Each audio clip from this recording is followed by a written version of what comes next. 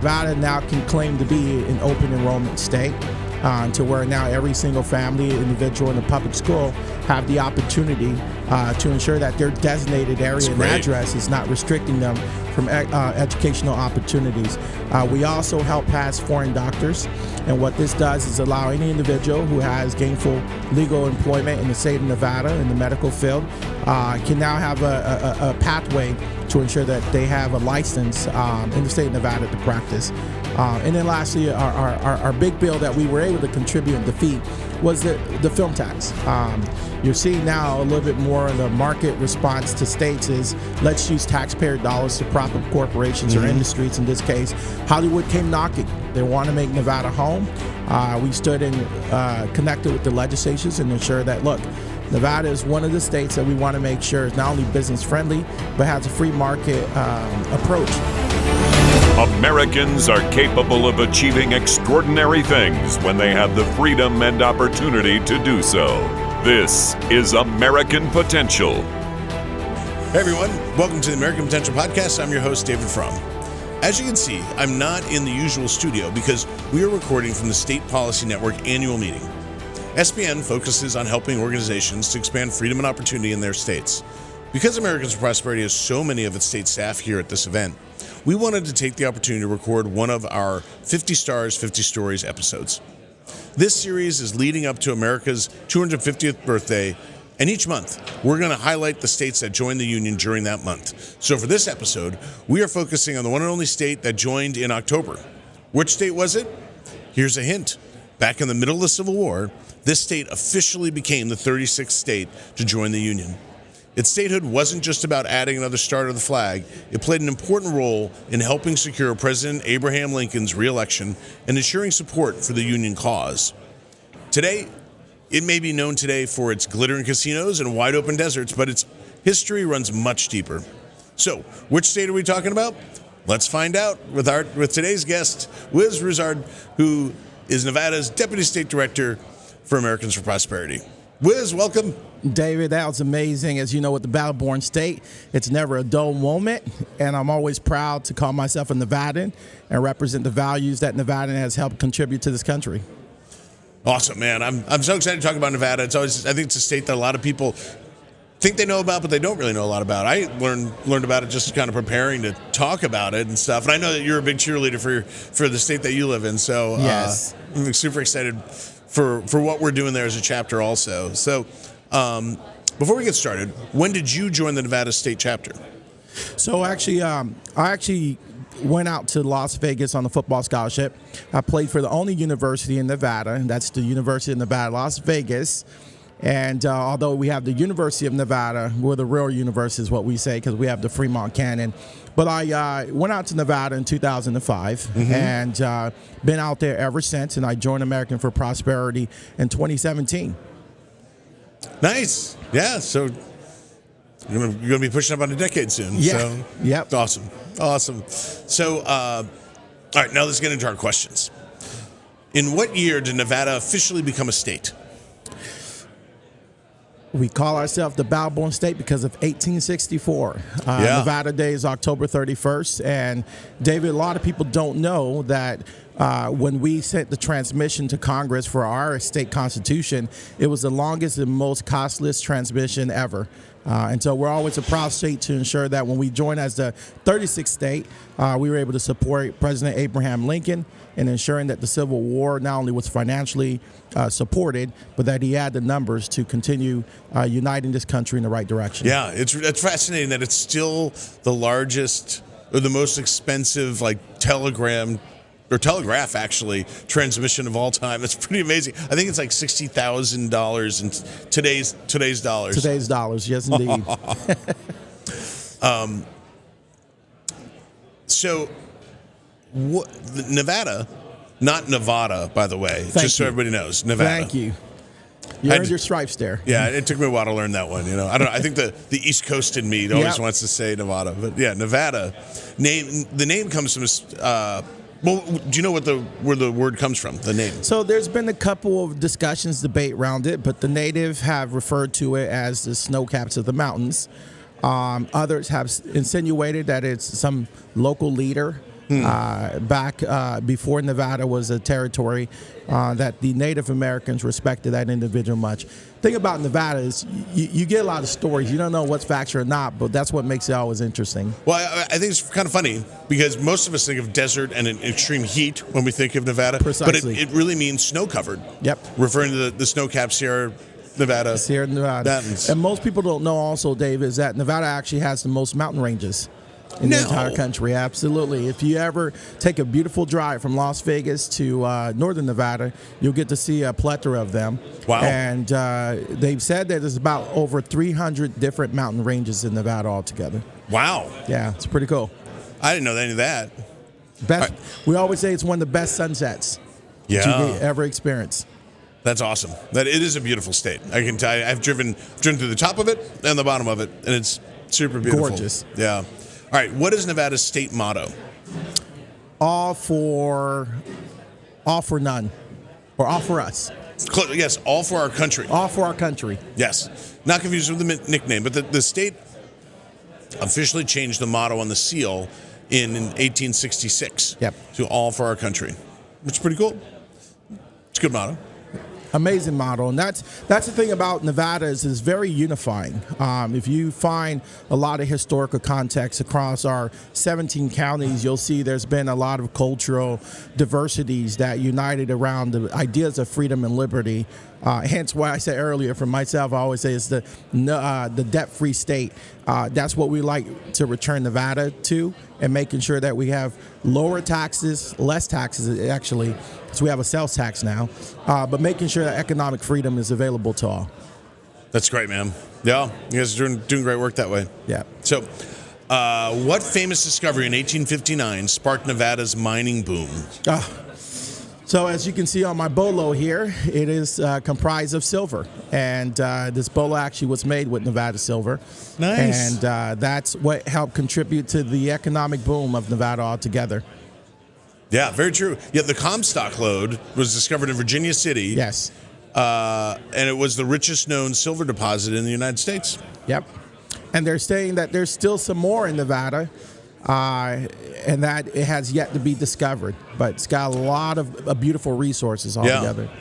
So, all right, what was the first major industry in Nevada after the decline of mining in the late 19th century?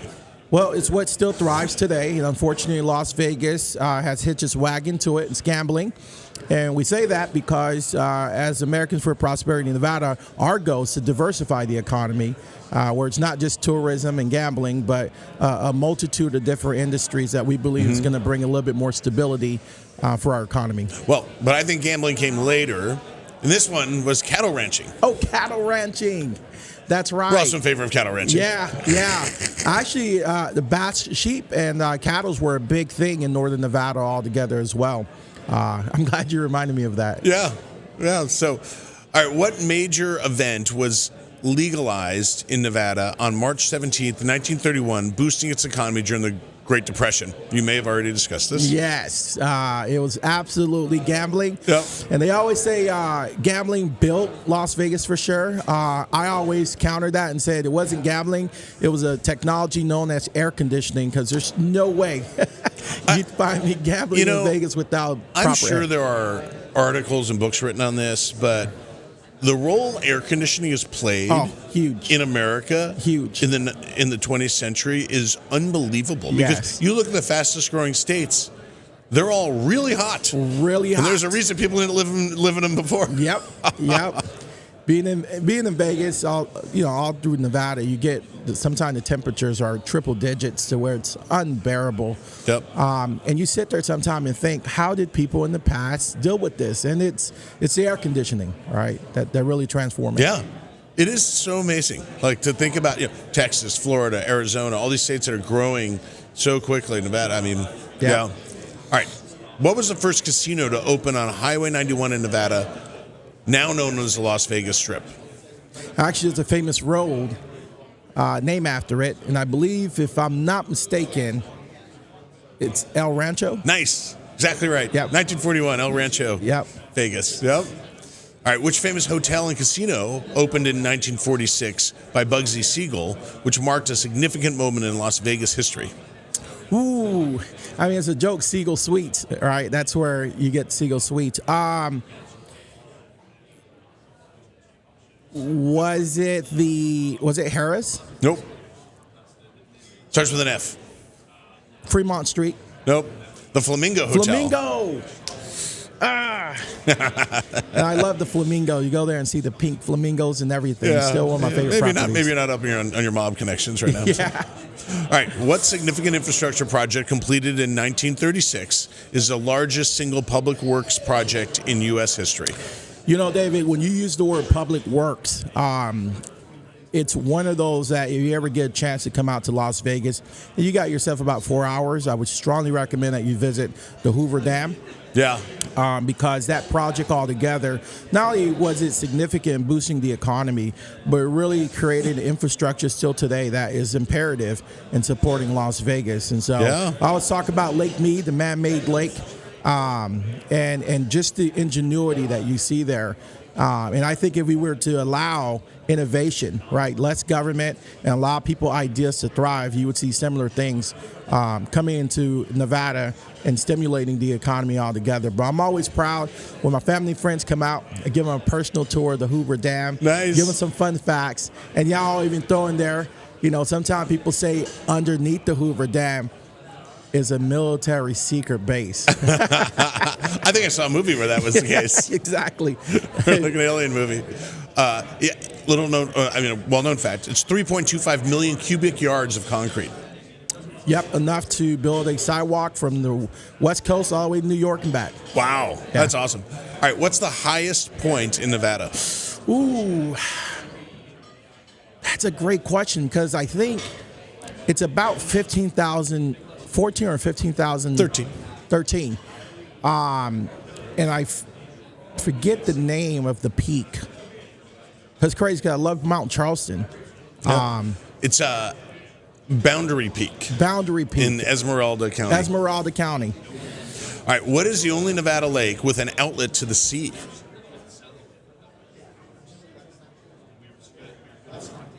The only Nevada lake with an outlet to the sea. You have, well, it can't be Lake Lahontan. You already mentioned it. Lake Mead? Yeah. Who knew? Colorado River. Oh, there you go. So Colorado River flows through Lake Mead. Makes sense. Nice. All right. Do you know what the only Nevada lake? Oh, do you know the largest natural lake entirely within Nevada's borders is? Natural lake? Yeah. Huh. I'll give you a hint. It's north. So we just had a state retreat, and we often like to pick very unique places throughout the state that our team can come together and kind of cast our strategy plan for the next 3 to 5 years. And if it's anything that I can recall that fits that description, it's got to be Lake Tahoe. Nope, because I think that's also in California. Oh, California does share that. Yeah. Pyramid Lake, north how did of Reno. I forget Pyramid Lake? I didn't know. Nevada consists of a lot of dry lake beds as well, which is what attracted aviation. Howard Hughes found that with dry lake beds, you just had enough land to kind of really experiment. So I've always said that the Wright brothers could have had probably quicker success if they were in Nevada. Right. That's probably true. Yeah. All right. Which Nevada highway is famously called the Extraterrestrial Highway? Oh. Is it 91 or 95? It's State Route 375. 375. Yeah. I don't know what that is. But it's because of its proximity to Area 51. Yeah. All right. What type of testing was being done in Nevada in the 1950s during the Cold War? When you say testing, that can go different ways because if you believe in aliens, there's stories there too. Right. But nuclear testing. Yeah. And still today, the Nevada nuclear site. I actually, one of my first time ever going to Nevada and Las Vegas was with the Nuclear Energy Institute. Yeah. And they took us to Yucca Mountain. Yep. Where, the nuclear waste storage, and to the sites where they did surface level testing with atomic weapons, and like we couldn't get off the bus because the ground was still radiated. Yeah. And a lot of people don't know, you actually could pull up a map and it shows you some of the names of the bombs and experiments that took place. And for a while, I don't know if it's still happening, but Nevada used to lease its experiment to other countries in terms of its own bombs as well. And most of it now, they say, is done underground rather than on the surface. But to your point, there's still a lot of areas that you just still can't even, get close to because of the radiation. Yeah, it's pretty fascinating to me. I was like, yeah. There's actually an awesome bar downtown Las Vegas called Atomic Bar. And the reason they call it that is because that's where people would go.